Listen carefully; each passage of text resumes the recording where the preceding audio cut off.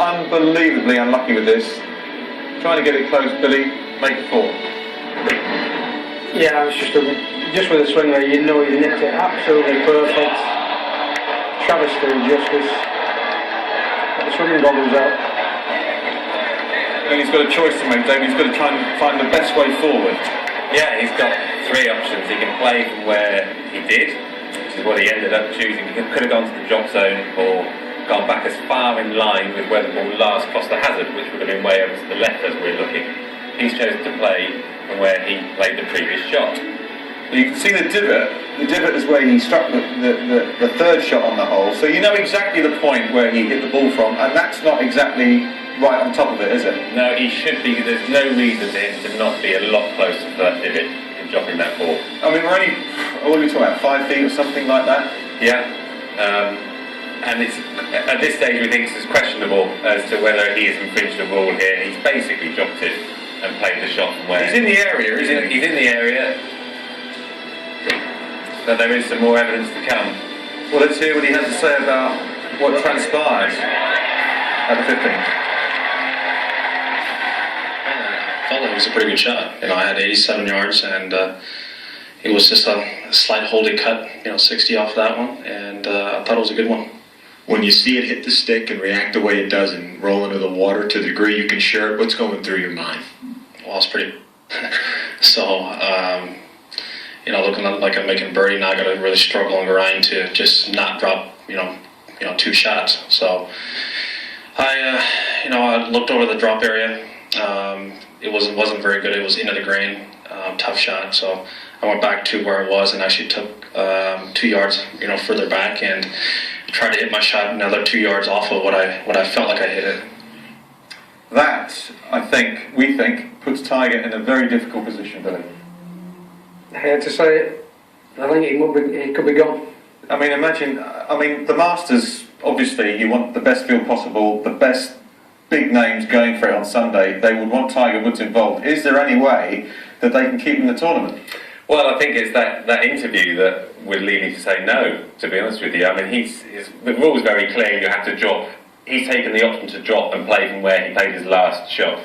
And it seems like Tiger's got a little bit confused, just in his mind, would you believe? Yeah. He's thinking stroke and distance, so he's thinking of what he would be able to do had he dropped back in line with where the ball last crossed the hazard. And you can go back as far as you like in that instance. He hasn't chosen that option. But the way he describes it in that interview, he has in his mind decided to lengthen the shot by 2 more yards. He's gone 2 yards behind the divot, quite specifically, I'd say as well. I mean, if he'd gone back 10 yards, would you look at this any different to... I mean, you can see the divot in his ball. In the essence of playing the game, it's fractions. Well, it is fractions, but his original shot pitched on the pin, which is further than he'd want to have pitched it. We all looked at it as a brilliant shot. Yeah. He's actually thinking, no, I've pitched that too far up. He wants to pitch this 2 or 3 yards short of the hole, and he even said, I've taken 2 yards behind the divot and I've tried to take a couple of more yards off the shot. He wants the ball to land short of the pin. So he has massaged the distance that he's got for this 5th shot in the end, and you're not allowed to do that under the option that he took. It's a very, very fine margin. It is a fine margin, yeah. But just the way his thought process came about during the interview that we just saw leads me to believe they're going to have a really... Well, I don't see how they can keep him in the tournament. So do you think he's DQ'd? I think he will end up being DQ'd on the back of the evidence he gave in that interview. Okay, Rule 26 looks like this. You have a couple of options when you hit into a water hazard. You've got the drop zone as well. Play a ball as close as possible to the spot from which the original ball was last played.